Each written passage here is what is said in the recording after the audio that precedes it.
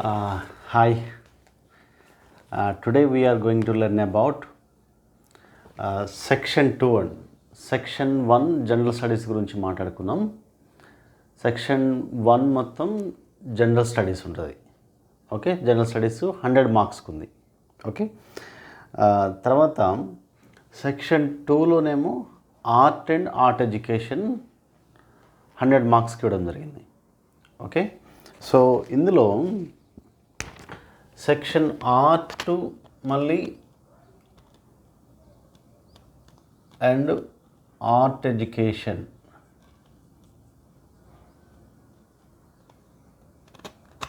Okay, ఈ 100 marks ఇది only 100 marks అన్నమాట. ఇది 100 మార్కులు. ఓకే, ఈ 100 మార్క్స్లో ఆర్ట్ మనకి 85 to 90 మార్క్స్కి వస్తాయండి. ఓకే, అండ్ ఆర్ట్ ఎడ్యుకేషన్ ఏమో 15 to 10 మార్క్స్కి వస్తాయన్నమాట. సో ఇది గుర్తుపెట్టుకోవాలి మీరు. ఓకే, సెక్షన్ 2లో సెక్షన్ 1 జనరల్ స్టడీస్ 100 మార్క్స్ అని చెప్పుకున్నాం. సెక్షన్ 2లో art and art education 100 marks ఉంటుంది. మళ్ళీ దాంట్లో ఆర్ట్ గురించి 85 to 90 మార్క్స్కి ఉంటుంది.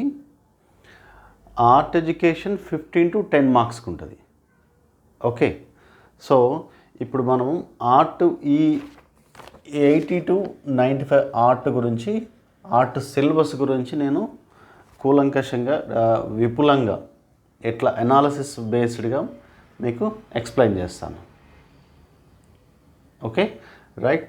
సో హియర్ సెక్షన్ 2లో మనకి ఏమని ఇచ్చిందంటే డ్రాయింగ్, తర్వాత పెయింటింగ్, స్కల్ప్చర్, అప్లైడ్ ఆర్ట్ అని ఒక ప్రాక్టికల్, అంటే ఇది విజువల్ స్టడీస్ కాబట్టి based on the practical subject కదా. సో ఈ ప్రాక్టికల్ సబ్జెక్ట్ కాబట్టి ప్రాక్టికల్ సబ్జెక్ట్ని నీకు ప్రాక్టికల్ సబ్జెక్ట్ మీద ఎంతవరకు నీకు నాలెడ్జ్ ఉందనేది ఎగ్జామినర్ గమనిస్తాడనమాట. సో ఆ ప్రాక్టికల్ అనాలిసిస్ ఓరియంటెడ్ని థియరీ బేస్లో అడుగుతాడు. ప్రాక్టికల్ ప్రాక్టీసెస్ ఏదైతే ఉందో ఆ ప్రాక్టీసెస్ని థియరీ కంటెంట్లో అడుగుతాడు.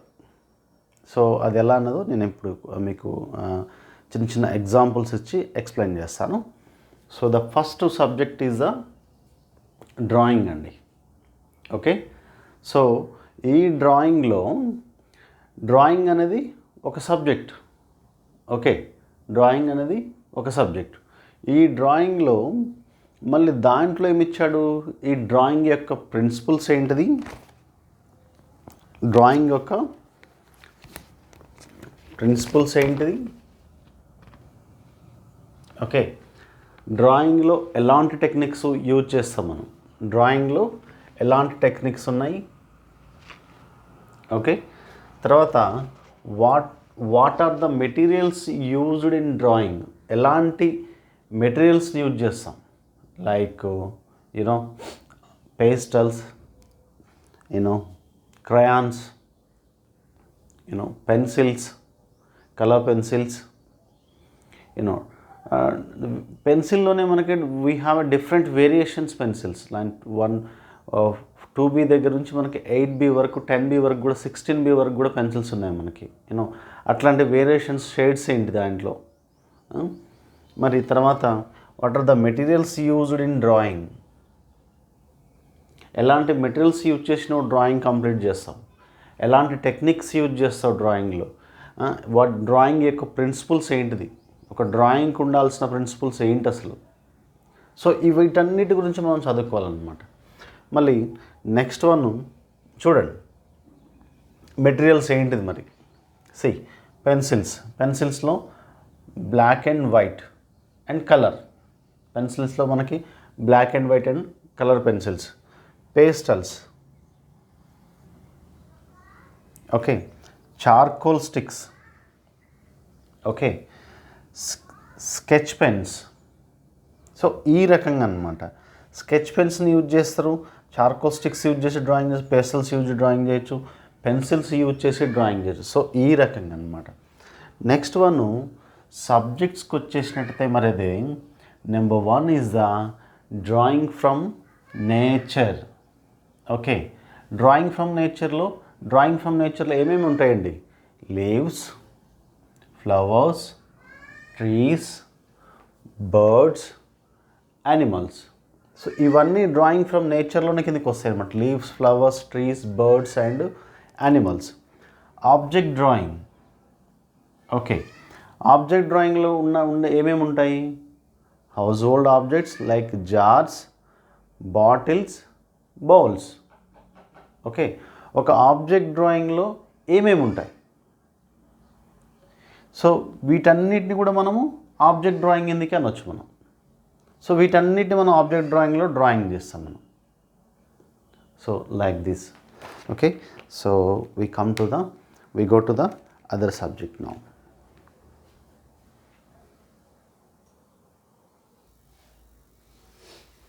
సో ఈ రకంగా అంటే డ్రాయింగ్ అనే సబ్జెక్ట్ ఇచ్చినప్పుడు ఆ డ్రాయింగ్లో ఉన్న ప్రిన్సిపల్స్ ఏంటిది, టెక్నిక్స్ ఏంటిది, టెక్నిక్స్లో ఎలాంటి టెక్నిక్స్, క్రాస్ హ్యాచింగ్ యూజ్ చేస్తాము, డయాగోనల్ యూజ్ చేస్తాము, సో ఎలాంటి టెక్నిక్స్ ఉన్నవి, డాటెడ్ లైన్స్ అని యూజ్ చేస్తాము. సో ఆ రకంగా techniques, how many techniques are there? డ్రాయింగ్లో చాలా టెక్నిక్స్ ఉంటాయండి. ఒక్కొక్కరు ఒక్కొక్క టెక్నిక్లో యూజ్ చేసి డ్రాయింగ్ చేస్తుంటారు అన్నమాట. ఓకే, సో ఆ రకంగా. So what are the materials ఒక్కొక్క మెటీరియల్, ఒక్కొక్క ఆర్టిస్ట్ ఒక్కొక్క మెటీరియల్ యూజ్ చేస్తుంటాడు డ్రాయింగ్లో. ఒకరు బాల్ పెన్ తోటి డాటెడ్ లైన్ తోటి డ్రాయింగ్ చేస్తారు, ఇంకొకరు పేస్టల్స్ తోటి డ్రాయింగ్ చేస్తుంటారు, కొందరు కలర్ పెన్సిల్స్ తోటి కొందరు డ్రాయింగ్ చేస్తుంటారు, కొందరు చార్కోల్ స్టిక్ యూజ్ చేసి కొందరు డ్రాయింగ్ చేస్తారు. ఓకే, సో ఆ డ్రాయింగ్ చేసే మెథడాలజీ అనేది ఎట్లా, టెక్నిక్ ఎలా ఉంటుంది, టెక్నిక్ క్రాస్ హ్యాచ్ యూజ్ చేసిందా, హ్యాచింగ్ యూజ్ చేసిందా, ఎట్లా యూజ్ చేసిండు అనేది, డయాగోనల్ లైన్స్ యూజ్ చేసిందా, ఎట్లా యూజ్ చేసిండు అనే టెక్నిక్స్ ఏ మీడియం ద్వారా చేసిండు, ఏ మీడియంతో చేసిండు, బ్లాక్ అండ్ వైట్ కలర్ పెన్సిల్తో యూజ్ చేసిందా, నార్మల్ పెన్సిల్తో యూజ్ చేసిందా. ఓకే, సో ఈ రకంగా ఉంటుంది అన్నమాట. చార్కోల్ స్టిక్ యూజ్ చేసిందా, స్కెచ్ పెన్స్. సో ఈ ప్రాక్టికల్ అనాలిసిస్ ఓరియంటెడ్ ఏదైతే ఉందో దాన్ని కంటెంట్ థియరీ రూపంలో క్వశ్చన్ చేస్తారనమాట. సో నీకు ప్రాక్టికల్ని బాగా డెప్త్గా అనలైజ్ చేసుకుంటూ టీచ్ చేయాల్సి ఉంటుంది, అంటే అర్థం చేసుకోవాల్సి ఉంటుంది చెప్పే విధానం. ఒక ప్రాక్టికల్ డ్రాయింగ్ ఉంది, డ్రాయింగ్ ప్రిన్సిపల్స్ ఏంటిది, అసలు డ్రాయింగ్ ప్రిన్సిపల్స్లో ఉండాల్సిన లక్షణాలు ఏంటి? ఫర్ ఎగ్జాంపుల్ పెన్సిల్తో యూజ్ చేసినాం, పెన్సిల్ ఏంటి, పెన్సిల్కి యూజ్ చేసిన వుడ్ ఎలా ఉంటుంది, అసలు ఏ వుడ్తో తయారు చేస్తారు పెన్సిల్. ఓకే, సో ఈ రకంగా మనము కొద్దిగా డెప్త్గా వెళ్ళి ఒక్కొక్క సబ్జెక్ట్ గురించి డెప్త్గా వెళ్ళి చదువుకోవాలండి. అప్పుడు మనము ఎగ్జామ్లో ఒక క్వశ్చన్ కూడా మిస్ అవ్వకుండా ఉండడానికి అవకాశం ఉంది. తర్వాత సబ్జెక్ట్స్లో డ్రాయింగ్ ఫ్రమ్ నేచర్ నుంచి మనం డ్రాయింగ్ చేస్తున్నాం. నేచర్లో ఏమేమి ఉంటాయండి? Leave, flowers, trees, birds, animal, etcetera. So వాటన్నింటినీ మనం స్టడీ చేసేటప్పుడు ఆటోమేటిక్గా ఏమవుతుంది, నేచర్ని డ్రాయింగ్ చేసేటప్పుడు డ్రాయింగ్ ఫ్రమ్ నేచర్ అవుతుంది. నేచర్లో ఉండే అంశాలు ఏంటంటే leaves, flowers, trees, birds and animals. తర్వాత ఆబ్జెక్ట్ డ్రాయింగ్. ఒక ఆబ్జెక్ట్ మనం డ్రాయింగ్ చేస్తాం. ఓకే, ఏ ఆబ్జెక్ట్ అంటే object it may be house హోల్డ్స్లో ఉండాల్సిన అంశాలు ఏంటిది, హౌస్ హోల్డ్స్లో ఉండే ఆబ్జెక్ట్స్ ఏమేమి ఉంటాయి. సో అసలు ఆబ్జెక్ట్ డ్రాయింగ్ చేసేటప్పుడు ఉండాల్సిన ప్రిన్సిపల్స్ ఏంటిది, అసలు ఆబ్జెక్ట్ డ్రాయింగ్ని క్యారీ ఫార్వర్డ్ చేయడానికి ఉండాల్సిన ప్రిన్సిపల్స్ ఎలా ఉంటాయి, దాని కాంపోజిషన్ ఎలా ఉంటుంది.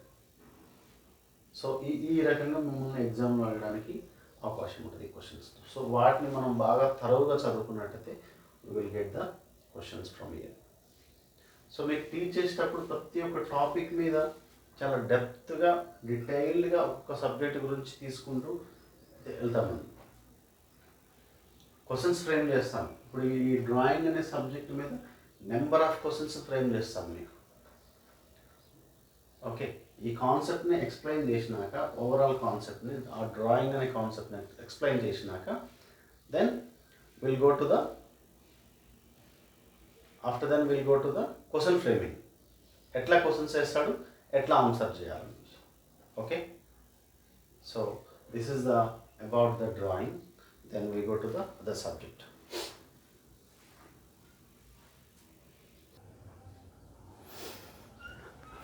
ఓకే,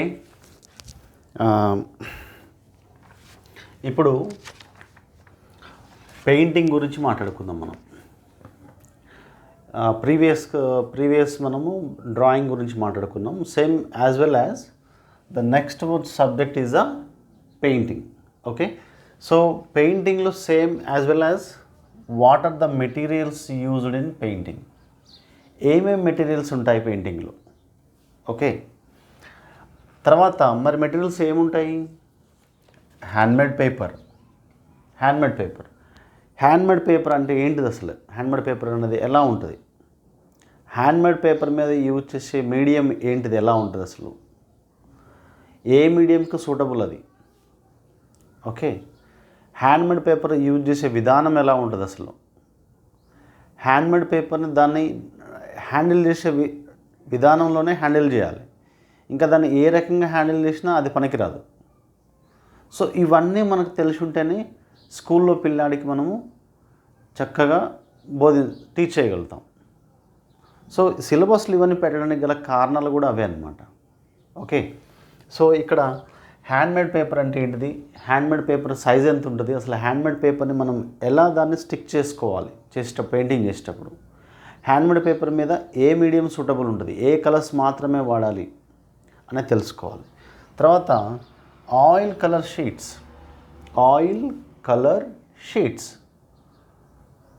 అంటే ఆయిల్ కలర్ షీట్స్ అంటే ఆ షీట్స్ మీద ఓన్లీ ఆయిల్ కలరే వాడతామా, ఇంకేమైనా వాడచ్చా? మరి షీట్స్ మాత్రమే ఎందుకు తీసుకోవాలి ఆయిల్ కలర్స్ కోసం? కారణం ఏంటిది అసలు? షీట్స్ మాత్రమే ఎందుకు వాడాలి? క్యాన్వాస్ కూడా వాడవచ్చు కదా.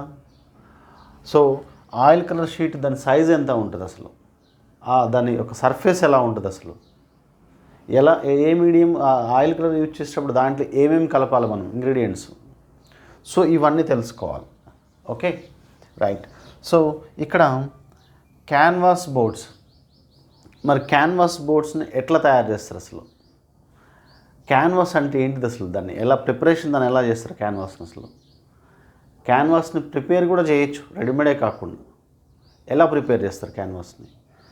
తర్వాత స్ట్రక్చర్స్ ఉంటాయండి, వుడ్ స్ట్రక్చర్ ఉంటుంది. ఆ వుడ్ స్ట్రక్చర్ని ఎట్లా స్ట్రెచ్ చేస్తాం క్యాన్వాస్ని అసలు? సో వీటిలో బేసిక్ ప్రిన్సిపల్స్ అన్నీ మీకు తెలిసి ఉన్నట్టయితే ఎగ్జామ్లో మీరు క్వశ్చన్స్ మిస్ అవ్వకుండా ఉండడానికి అవకాశం ఉంటుంది. Okay, right.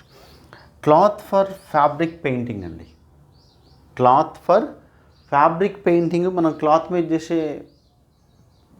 మీద మనం శారీస్ మీద డిజైన్ చేయడము, తర్వాత టీషర్ట్స్ మీద పెయింటింగ్ చేయడము, సో ఇవన్నీ ప్రింటింగ్ చేయడం జరుగుతుంటుంది.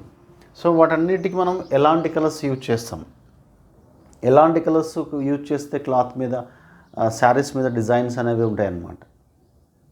ఓకే, సో చేసే విధానం, ఎలాంటి మీడియంస్ యూజ్ చేస్తుంటారు, ఎలాంటి ఇంగ్రీడియంట్స్ దాంట్లో యూజ్ చేస్తారు. ఓకే, సో ఇవన్నీ కూడా మనం క్లాత్ ఫర్ ఫ్యాబ్రిక్ పెయింటింగ్. ఈ ఫ్యాబ్రిక్ పెయింటింగ్ యొక్క క్యారెక్టరిస్టిక్ ఎలా ఉంటుంది?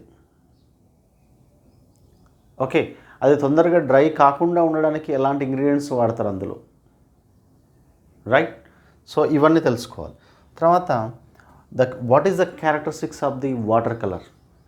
వాటర్ కలర్ గురించి తెలుసుకోవాలండి. ద వెరీ టఫెస్ట్ మీడియం, అన్ని మీడియంస్ అంటే కూడా ఆర్టిస్ట్కి వెరీ టఫెస్ట్ మీడియం ఏంటంటే వాటర్ కలర్ హ్యాండిల్ చేయడం.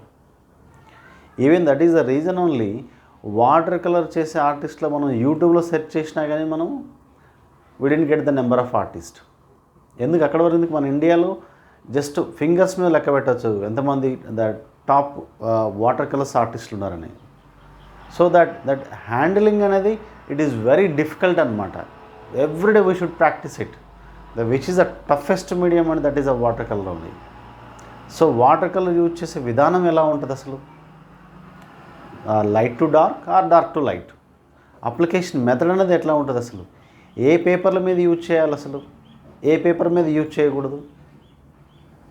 ఓకే, వాటర్ కలర్ యూజ్ చేయడానికి కావాల్సిన మెటీరియల్స్ ఏంటిది అసలు? సో వీటన్నిటి గురించి మనం తెలుసుకోవాలండి. తర్వాత oil colours. Okay, oil colours అనేది ఎలా ఉంటుంది? మరి ఆయిల్ కలర్స్ యొక్క క్యారెక్టరిస్టిక్ ఎలా ఉంటుంది? అవి లైట్ టు డార్క్ యూజ్ చేస్తామా, డార్క్ టు లైట్ యూజ్ చేస్తామా? దాంట్లో ఏమేమి మిక్స్ చేస్తే ఆయిల్ పెయింటింగ్ చేసిన తర్వాత దానికి ఏమేమి అప్లై చేస్తారు, ఇంకా దాని క్వాలిటీ పెరగడానికి? సో ఈ రకంగా అసలు దేని మీద ఆయిల్ కలర్స్ అనేవి వేటి మీదనే యూజ్ చేస్తారు అసలు? ఏ వేటి మీద మనం చేస్తే ఆర్టిస్ట్ అనేది యూజ్ చేస్తాడు? సో వీటన్నిటి గురించి మనం తెలుసుకోవాలండి. సో ఈ రకంగా ఎగ్జామినర్ మనం దేని గురించైనా అడగడానికి క్వశ్చన్ ఉంటుంది. ఒక్క టాపిక్ని తీసుకున్న ఆ టాపిక్ మీద దాని యొక్క పూర్వోత్తరాలు మొత్తం కూడా మనకు తెలిసి ఉండాలండి. దెన్ ఓన్లీ అప్పుడు మనకు ఒక్క క్వశ్చన్ కూడా మిస్ కాకుండా మనం క్వశ్చన్ చేయడానికి అవకాశం ఉంటుంది, ఆన్సర్ చేయడానికి. Okay, we come to here. See here, acrylic colors. What is the characteristic of the water acrylic colors? Acrylic colors కున్న లక్షణం ఏంటిది అసలు? యాక్రిలిక్కి ఫ్యాబ్రిక్ ఉన్న వేరియేషన్ ఏంటిది? ఈ ఫ్యాబ్రిక్కి తర్వాత ఈ యాక్రిలిక్కి ఉన్న లక్షణం ఏంటిది అసలు? అవి తొందరగా డ్రై అవుతాయి, ఇవి కూడా తొందరగా డ్రై అవుతాయి. వాటిలో అసలు ఏం కలుపుతారు అసలు అందులో? అసలు ఏంటి వేరియేషన్స్ ఎలా ఉంటాయి? So we should know about it acrylic colours అండి. Okay, next fabric colours. Acrylic colours ఇక్కడ కూడా వచ్చింది. ఫ్యాబ్రిక్ కలర్స్ స్పెసిఫిక్ ఫెవిక్రిల్ గురించి మాట్లాడు. Fabric colour what is the characteristic, what is the differentiation about acrylic and fabric? ఫ్యాబ్రిక్ని ఎక్కడ use చేస్తాము, యాక్రిలిక్ని ఎక్కడ యూజ్ చేస్తాము? దీనికి ఉన్న వేరియేషన్ ఏంటిది? లక్షణం ఒకటే, but usage of method it's different. So అవన్నీ మనకు తెలిసి ఉండాలండి.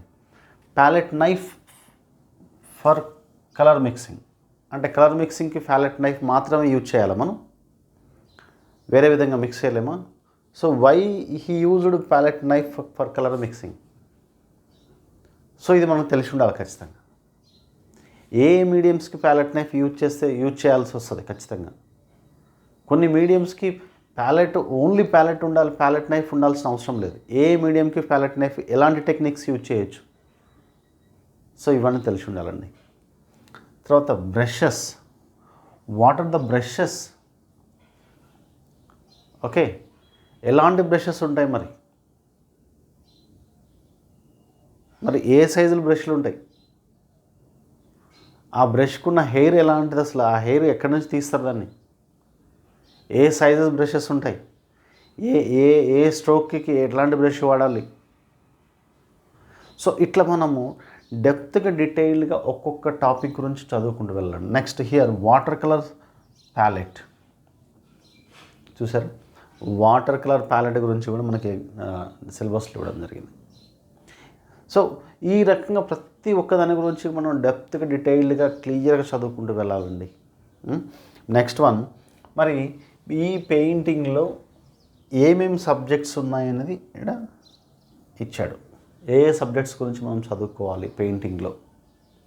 Okay, so here landscape painting. What is the landscape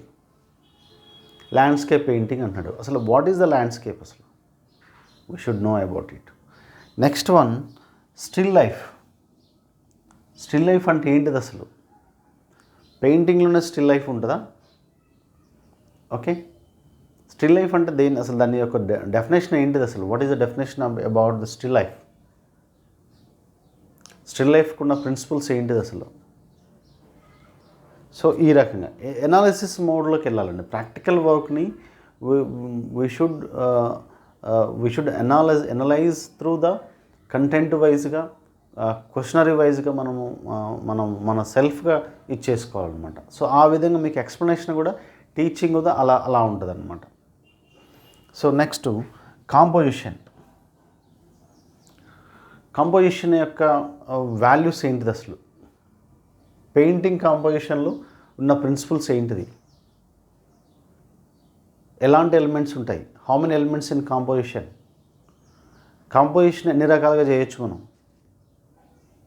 so ఈ రకంగా మరి what is the portrait painting, what is the portrait, portrait అంటే ఏంటిది అసలు, పోర్ట్రైట్కు ఉండాల్సిన ప్రిన్సిపల్స్ ఏంటిది అసలు, what is the characteristic of the portrait, ఏ మీడియంస్తో పోర్ట్రైట్ చేస్తారు,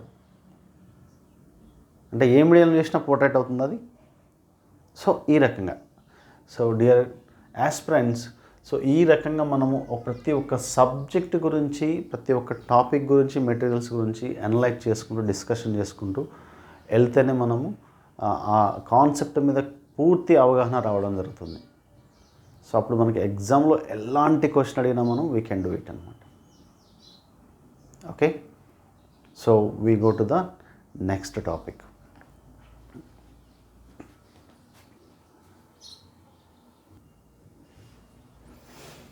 Yes, now we come to the third one. See, the basic knowledge in color theory. అంటే బేసిక్ నాలెడ్జ్ ఉండాలి మన కలర్ థియరీలో. కలర్ థియరీలో what are the primary colours, secondary colours అనే కాకుండా తర్వాత primary colours, secondary colours use చేసి ఇంకేమి చేయొచ్చు మనం. ఓకే, దాంట్లో ఏ సిచ్యువేషన్లో ఏ కలర్స్ వాడాలి, ఏ థీమ్కి ఎలాంటి కలర్స్ వాడాలి. ఓకే, సో అట్లా ఆ రకంగా మనము ఏ కాన్సెప్ట్కి ఎలాంటి కలర్స్ వాడాలి, సో ఏ కలర్ మిక్స్ చేస్తే ఏ కలర్ వస్తుంది, ఏ కలర్ రెడ్యూస్ చేస్తే ఏ కలర్ వస్తుంది. ఓకే, సో ఆ రకంగా కలర్స్లో చాలా వేరియేషన్స్ ఉంటాయండి. దాంట్లో మనకి షేడ్స్ ఉంటవి, టింట్స్ ఉంటవి. What is the shade, what is the tint. Okay, so ఈ రకంగా అనమాట కలర్ థియరీలో ఉన్న బేసిక్ నాలెడ్జ్ మొత్తం మనకు తెలిసి ఉండాలండి.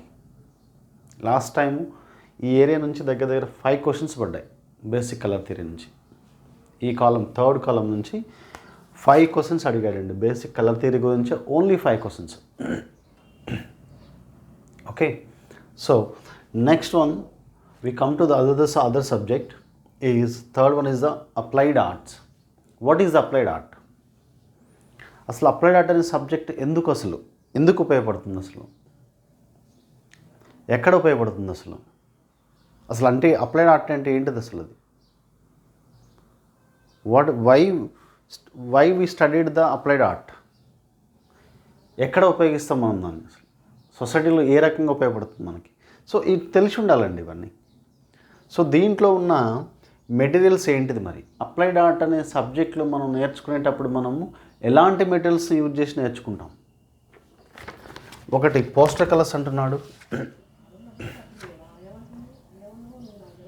What is the poster, what is the poster, అసలు పోస్టర్ అనేది ఏ టైంలో ఎక్కువగా యూసేజ్ అయింది, పోస్టర్ యొక్క జనరల్ పోస్టర్ యొక్క సైజ్ ఎంత ఉంటుంది అసలు. ఓకే, సో ఈ రకంగా అనమాట. నెక్స్ట్ వన్ వచ్చేసి ఇండియన్ ఇంక్. ఇండియన్ ఇంక్ యూజ్ చేసి ఏం చేస్తాం అసలు మనం, ఇండియన్ ఇంక్ వల్ల ఉపయోగాలు ఏంటిది అసలు.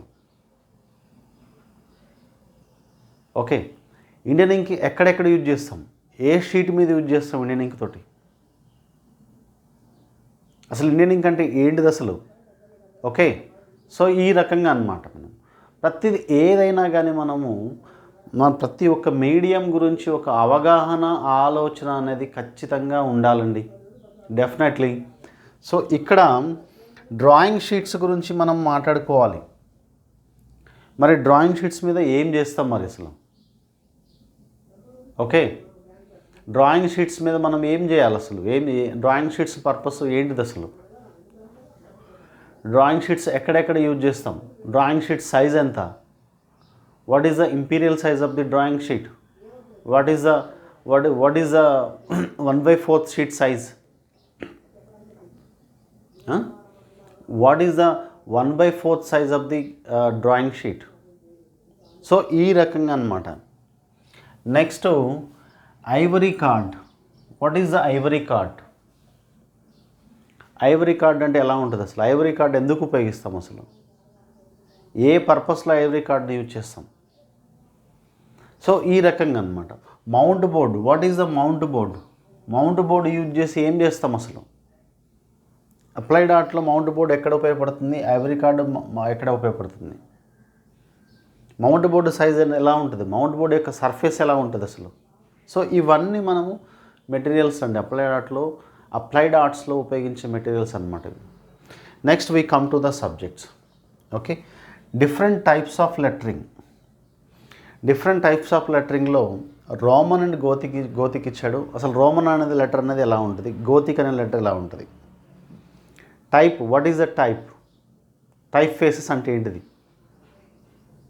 టైప్ ఫేసెస్ యొక్క క్యారెక్టర్ ఎలా ఉంటుంది? తర్వాత ఈ లెటరింగ్ అనేది Telugu and English. Telugu famous letters ఏంటిది? తెలుగు ఫేమస్ ఫాంట్స్ ఏంటిది? ఓకే, అసలు టైప్ ఫేస్ అంటే ఏంటిది? ఇంగ్లీష్లో ఫేమస్ ఫాంట్స్ ఏంటిది అసలు? What are the famous fonts in English regular యూసేజ్లో? తర్వాత రోమన్ గోతిక్ అంటే ఏంటిది? What is the maximum size of the word letter font size? MS వర్డ్లో what is the maximum size of the font size?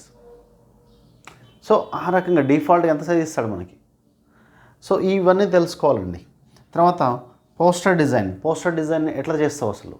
దేంట్లో చేస్తావు poster design అని? ఏ software use చేస్తావు poster design అని? సో ఈ రకంగా అనమాట ప్రతి ఒక్కటి కూడా ప్రాక్టికల్ని అనాలిసిస్ ఓరియంటెడ్లో కంటెంట్ అండ్ థియరీ పార్ట్లో ఏ విధంగా ఎగ్జామ్ మన కోసం చేస్తాడన్నది అవగాహన ఉండాలి మనకి. Do you understand? తర్వాత ఈ రకంగా నెక్స్ట్ ఉన్న జియోమెట్రికల్ డిజైన్స్ని ఎలా ఉపయోగిస్తావు? జియోమెట్రికల్ స్కేల్స్ ఉపయోగించి నువ్వు ఎట్లా డిజైన్ చేస్తావు వాటిని అసలు? జియోమెట్రికల్ డిజైన్ అనేది ఎక్కడెక్కడ ఉపయోగపడుతుంది మనకి? ఏ రకంగా ఉపయోగపడుతుంది? What are the surfaces of the cube? How many surfaces of the cube? How many surfaces of the square? How many surfaces of the triangle? So ఈ రకంగా ఇంకా కొంచెం డెప్త్కి వెళ్తున్నా కొద్దీ మనకి ఇన్ఫర్మేషన్ తెలుస్తుంటుంది. So creative design. What is the creative design?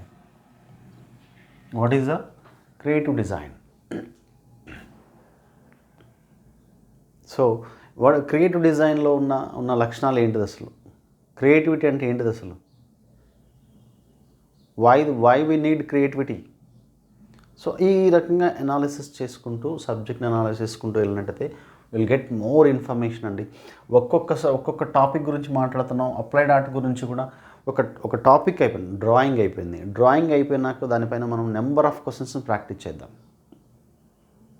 I will give you the question and answers. ఎట్లా ఆన్సర్ చేయాలి, ఎలా ఆన్సర్ చేయకూడదు, ఎట్లా కన్ఫ్యూజ్ చేసి అడుగుతాడు, ఏ క్వశ్చన్ కన్ఫ్యూజ్ చేసి అడుగుతాడు, ఇవన్నీ అడుగుతాడు. Okay, right. Next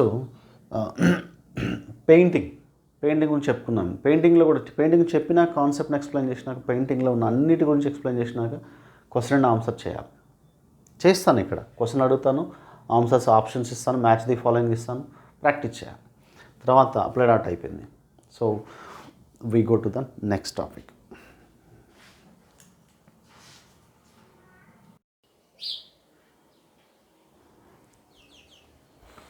okay, Telangana third one, art హిస్టరీలో థర్డ్ కాలం, Telangana art and craft logos and symbols present and past. అంటే 2014 జూన్ 2న తెలంగాణ నూతన రాష్ట్రంగా ఏర్పాటు అవ్వడం జరిగింది. సో మన తెలంగాణ ప్రభుత్వానికి సంబంధించి ఒక మరి పరిపాలనకు సంబంధించి తెలంగాణ సాంస్కృతిక సాంప్రదాయకమైన ఒక హిస్టరీకి సంబంధించిన, తెలంగాణ ప్రాంతానికి సంబంధించిన హిస్టరీని ప్రతిబింబించాలనే ఉద్దేశంతో మరి తెలంగాణ ఏం చేసిందంటే తెలంగాణ స్టేట్ ఎంబ్లమ్ని క్రియేట్ చేయడం జరిగింది. అందుకనే దాంట్లో మనం చార్మినార్ని, కుతుబ్ షాహీస్ అండ్ అసఫ్ జాహీస్ రూల్ చేసిన ప్రాంతానికి ప్రత్యేకగా మరి చార్మినారు, తర్వాత మరి ఈ ప్రాంతంలో ఉన్న హిందూ ముస్లిం సంబంధించిన సంబంధాలు ఏవైతే ఉన్నాయో మనకి, సో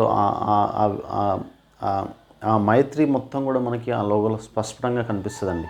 ఓకే, సో అన్ని మతాలు అన్ని కులాలు అన్ని జాతుల వారు ఇక్కడ ఉండి మరి సహజీవనం కొనసాగిస్తున్నట్టుగా మనకి ఆ లోగో కనిపిస్తుంటుంది. మరి దాంట్లోనే మనకి మళ్ళీ కాకతీయ కళాతోరణం కనిపిస్తుంది. అది ద ఫస్ట్ అతి గొప్ప హిందూ మొట్టమొదటి హిందూ గొప్ప సామ్రాజ్యమైన కాకతీయ సామ్రాజ్యం పరిపాలన సూచికగా కాకతీయ కళాతోరణం తీసుకోవడం జరిగింది. సో ఈ రకంగా మనకి ఆ లోగోలో మనకి తెలంగాణ సాంస్కృతిక సాంప్రదాయాలు అనేవి, హిస్టరీ అనేది, తెలంగాణ చరిత్ర అనేది మనకి ఆ లోగోలో స్పష్టంగా కనిపించడం జరుగుతుంది. ఓకే, సో ఇలాగా ఈ Telangana art and craft logos and symbols మీద ఒక వీడియో చేయడం జరిగింది. మీరు ఆ వీడియో వాచ్ చేసినట్టయితే సరిపోతుంది. ఇంకా you will get more clarity. అంటే ఇంకా చాలా ఉన్నవి సబ్జెక్ట్స్, దాంట్లో మీకు ఆ వీడియోలో అన్నీ ఇవ్వలేదు. ఇంకా జస్ట్ ఎగ్జాంపుల్గా ఒక 2-3 ఎగ్జాంపుల్స్ ఇవ్వడం జరిగింది. బట్ మీకు దీంట్లో కంప్లీట్గా ఒక్కొక్క సిలబస్, ఒక్కొక్క సింబల్ గురించి మళ్ళీ నేను క్లాస్ చెప్తాను. Okay, so these are all the things. So we come to the next one, the 4th column we have.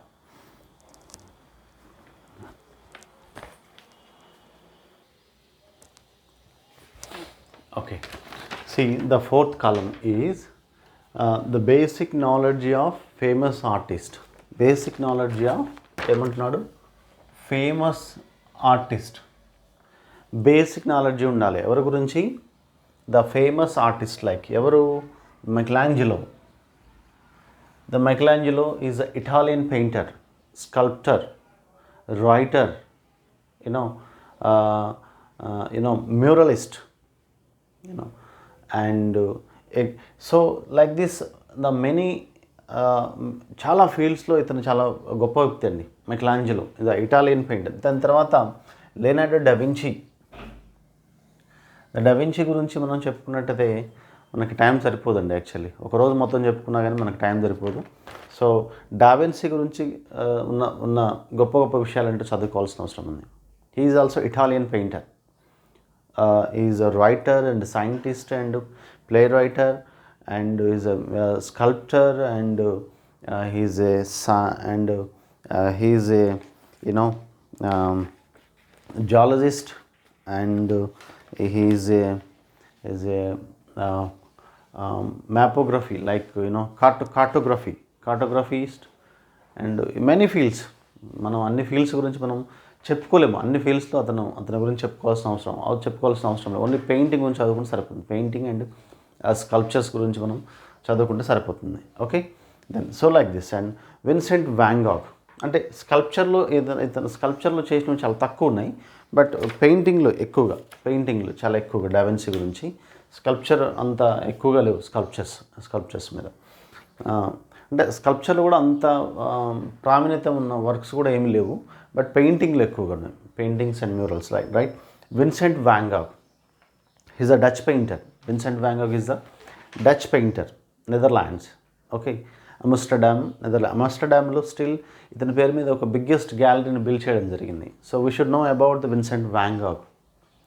Okay, so specialization ఏంటిది అసలు, విన్సెంట్ వ్యాన్ గాగ్ ఎవరు, who is Vincent van Gogh and what about him.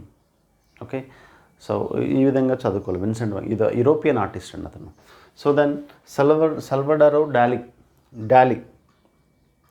Who is a Dali, what is his works, ఇతని paintings ఎలా ఉంటాయి, ఇతను ఎందుకు specialisation. అతను is a great performer. ఇతను a great performer and photographer also, Salvador Dali. Okay, so ఇతను వచ్చినాక ఒక పెయింటింగ్లో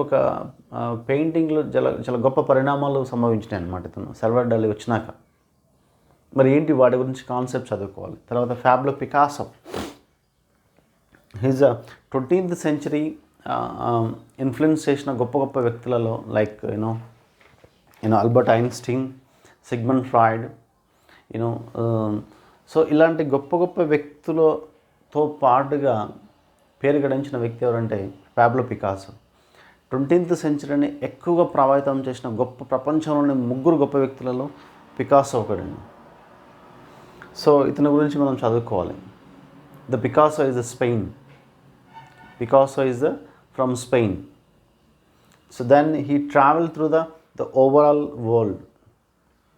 అతని వర్క్స్, అతను చేసిన పెయింటింగ్స్ కానీ ఇతను కూడా he traveled many years, కొన్ని వేరే దేశాల్లో ట్రావెల్ చేయడం జరిగింది.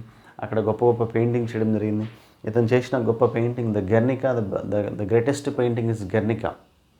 అది సెకండ్ వరల్డ్ వార్కి ప్రతీక అన్నమాట ఆ పెయింటింగ్. ఓకే, గెర్నికా అనే పట్టణంలో ఒక నాజీస్ ఒక బాంబు దాడి వల్ల అక్కడ జరిగిన ఘోర కల్పితమైన విషయాన్ని గురించి ఈ ప్యాబ్లో పికాసో హీ పెయింటెడ్ అనమాట. Okay, so then we come to the Raja Ravi Varma. Is the Indian painter, the greatest first Indian modern oil painter. ఇంకా హీ ఇంట్రడ్యూస్డ్ ఏ వెస్టర్న్ టెక్నిక్స్ని ఇక్కడ వెస్టర్న్ మీడియం టెక్నిక్స్ని ఇక్కడ ఇంట్రడ్యూస్ చేయడం జరిగింది ఇండియాలో. The Raja Ravi Varma is from Kerala, Trivandrum. And we should know him. ఇతను చేసిన గొప్ప గొప్ప పెయింటింగ్స్ గురించి చదువుకోవాలి. Is the first modern Indian painter. Okay, so ఈ రకంగా మనము ఒక్కొక్క ఆర్టిస్ట్ గురించి చదువుకుంటూ రావాలి. Then we have many artist like after this.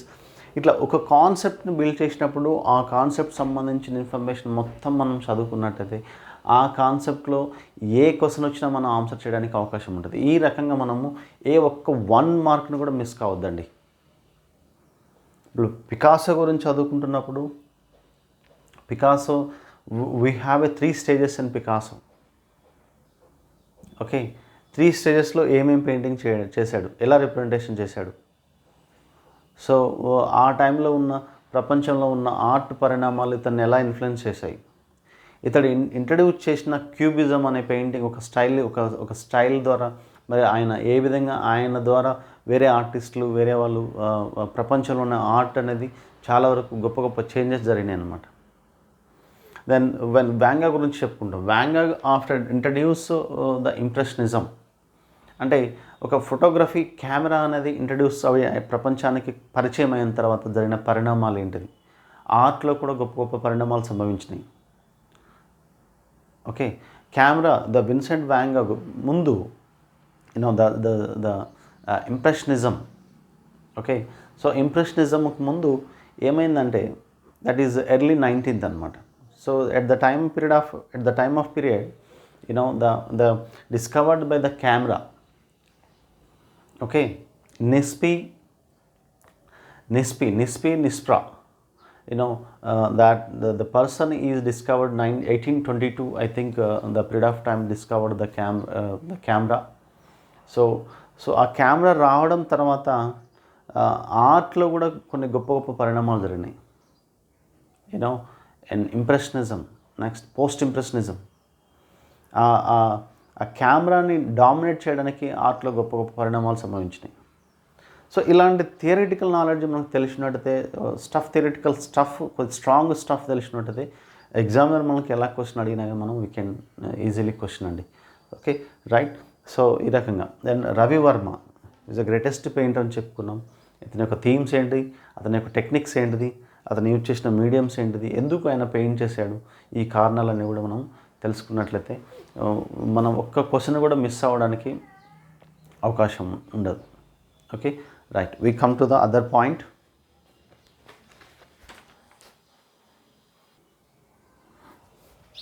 Okay, see, also our famous artists like our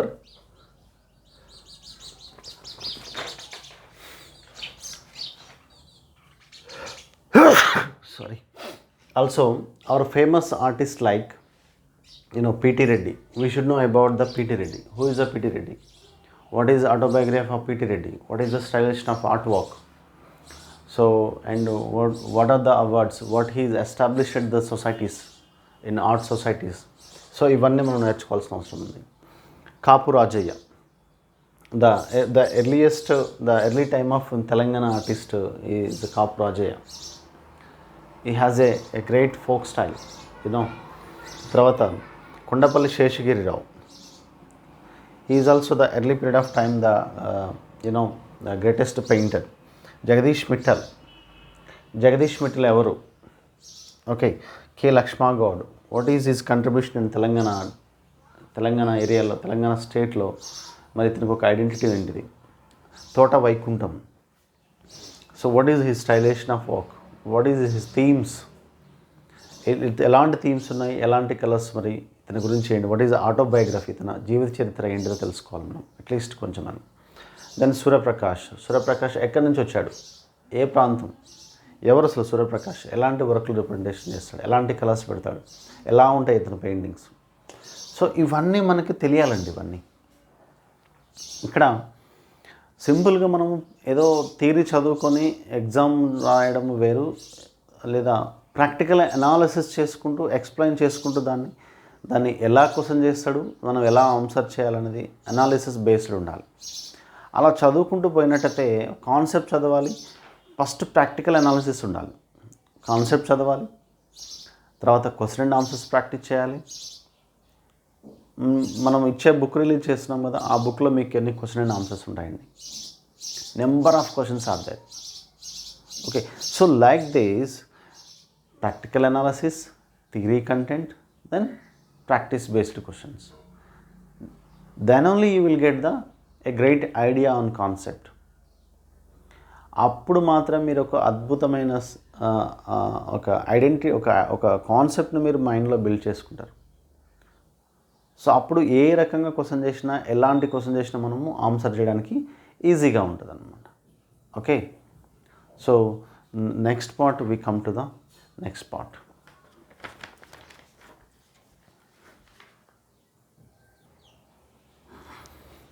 okay, here world famous paintings, ప్రపంచంలో ఉన్న ఫేమస్ గొప్ప గొప్ప పెయింటింగ్స్ ఏంటిది, స్కల్ప్చర్స్ ఏంటివి అనే విషయం చదువుకోవాలండి.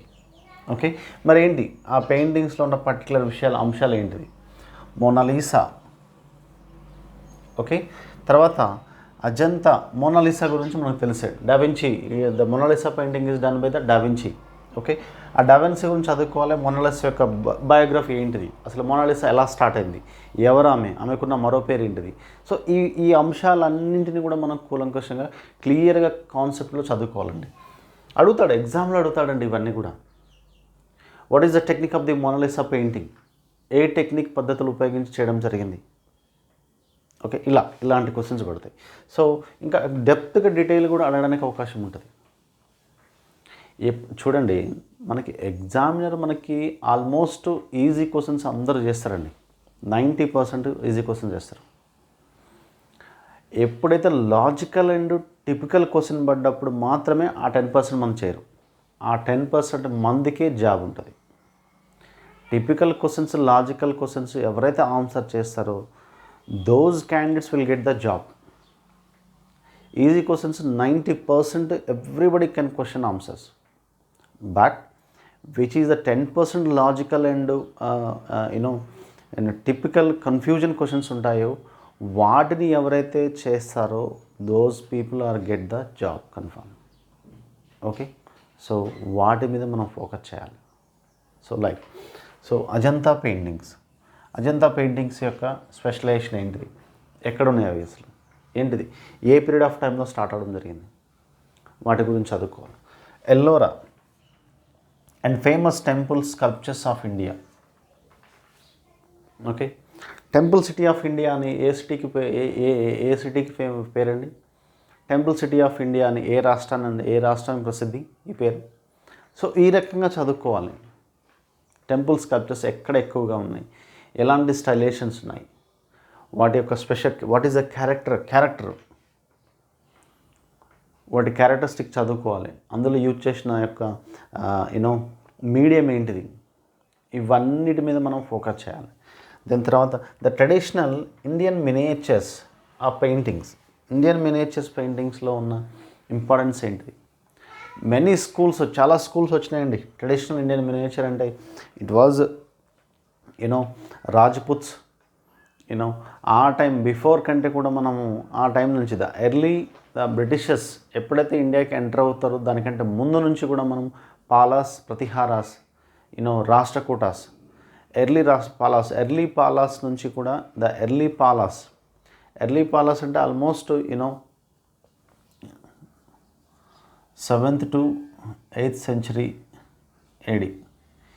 ఎర్లీ పాలాస్ మనకి ఇక్కడ ఈస్టర్న్ ఇండియాలో పరిపాలిస్తారనమాట. సో అక్కడ నుంచి Pratiharas medieval of India, Rashtrakutas, Deccan India. So ఈ రకంగా మరి వీళ్ళు ఈ ఎర్లీ పాలాస్ ప్రతిహారాస్ నుంచి మనం మోడర్న్ ఇండియన్ వరకు జరిగిన పరిణామాలు ఏవైతే ఉన్నాయో ఇండియన్ ట్రెడిషనల్ ఇండియన్ మినియేచర్స్ పెయింటింగ్స్లో చదువుకోవాల్సిన అవసరం ఉంది. అక్కడ ఇట్స్ బిగ్గెస్ట్ సిలబస్ అండి, ఇది చాలా బిగ్గెస్ట్ సిలబస్ ఇది. కానీ దీంట్లో ఎక్కడ చదవాలి, ఎక్కడ మిస్ చేయాలి అనే అంశం మనకి ఐడియా ఉండాలి ఖచ్చితంగా.